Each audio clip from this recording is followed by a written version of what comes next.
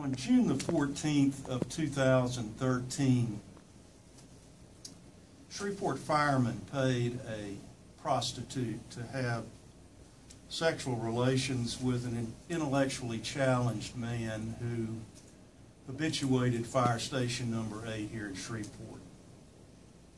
The FBI and the Louisiana State Police and the City of Shreveport Police Department investigated that criminal activity and ultimately arrested several firemen for violations of the prostitution law, and in some cases cruelty to the infirm, not only for the intellectually challenged man who was the subject of the prostitution, but a second intellectually challenged man who also habituated fire station number 8.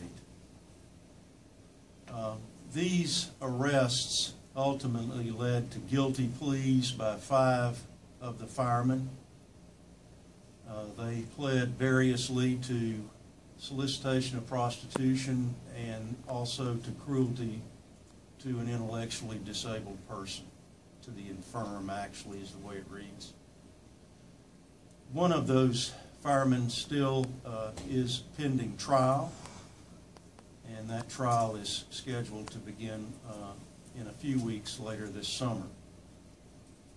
Subsequent to the initial arrests and guilty pleas, investigators from the Louisiana State Police and the FBI also discovered information that led them to conclude that the former fire chief had engaged in an effort to conceal these events.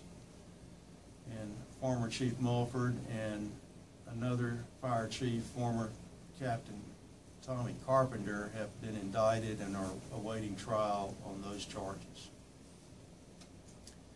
Subsequent to the indictments of Mr. Mulford and Mr. Carpenter, some new information came forward to me and therefore to the FBI and the state police that was relevant, I thought, to the case. That new information had to be vetted somewhat to determine its veracity, and the FBI and the Louisiana State Police, working with me, proceeded to do just that over a period of several months. Then we culminated that process in a presentation to a Caddo grand jury yesterday. The Caddo Parish grand jury heard this new information as well as other relevant evidence concerning the case, and they made the decision to issue a no true bill. A no true bill is a legal term of art which means we decline to indict. We are not going to indict anyone based on the information presented to us. This means that apart from the trials that are still pending from the underlying charges, this matter is now closed. There will be no more indictments issued.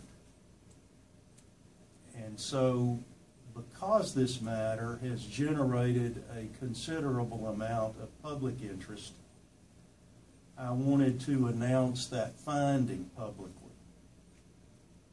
But I also wanted to take the opportunity to address the public on 2 matters about this case.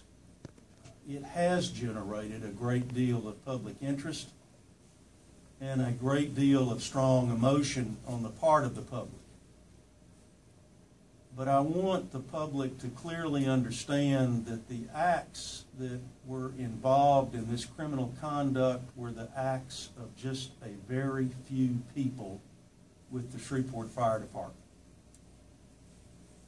99.9% of the Shreveport Fire Department cooperated and continues to cooperate with all of our endeavors.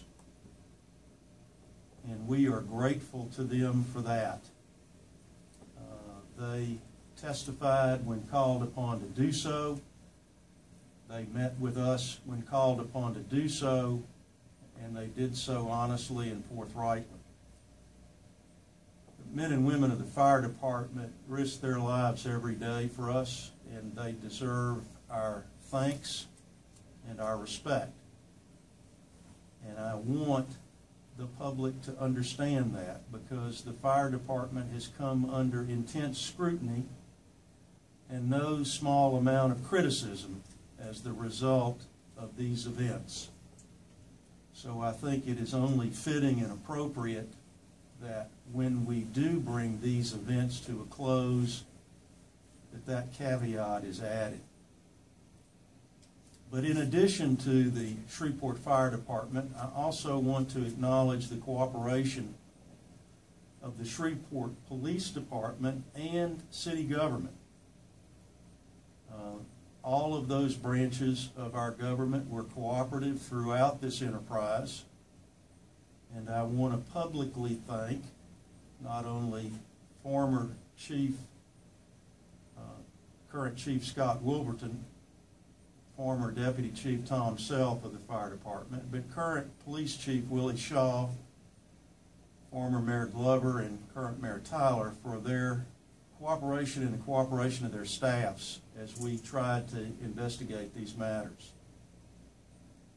The police department has labored somewhat under innuendo that they may be involved as the result of this new information.